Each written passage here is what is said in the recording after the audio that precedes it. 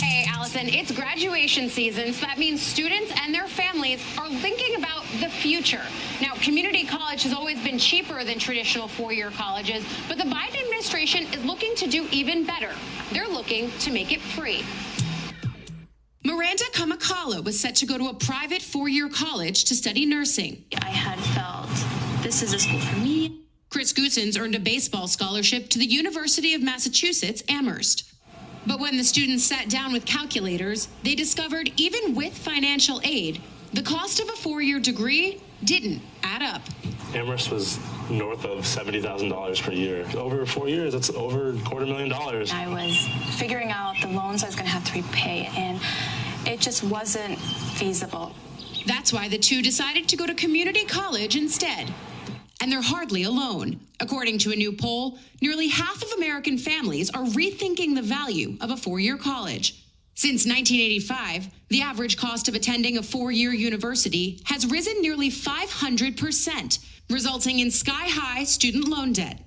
Now, the Biden administration is looking to make higher education affordable for all, providing Americans with free community college. Research shows when a young child goes to school, not daycare, they're far more likely to graduate from high school. When you add 2 years of free community college on top of that, you begin to change the dynamic. Biden's proposal would waive tuition for 2 years of public community college and provide students cash to cover expenses, including childcare, mental health services, and tutoring, ushering millions of mostly Black and brown students into higher ed.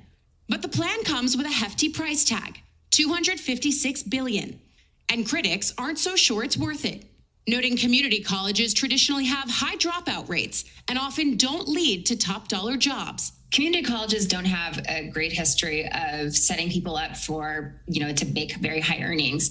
And so if we're getting people going to community colleges instead of a higher quality institution that they would have gone absent this additional funding, then we're actually making that person worse off.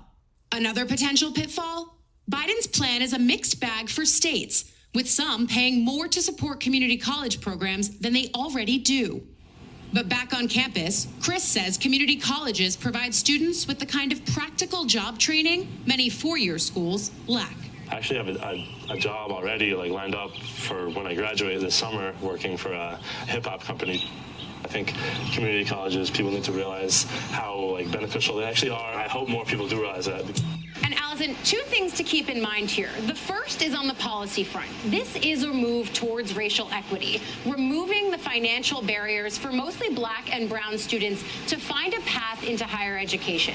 And then the second piece of this is the destigmatization of community college. In all of the conversations that I had with experts and community college students, they all made clear that this is a choice that they made. It wasn't a fallback plan. For people like Miranda, she says that she's getting hands-on training from her professors who have real-life experience that they've imparted on her.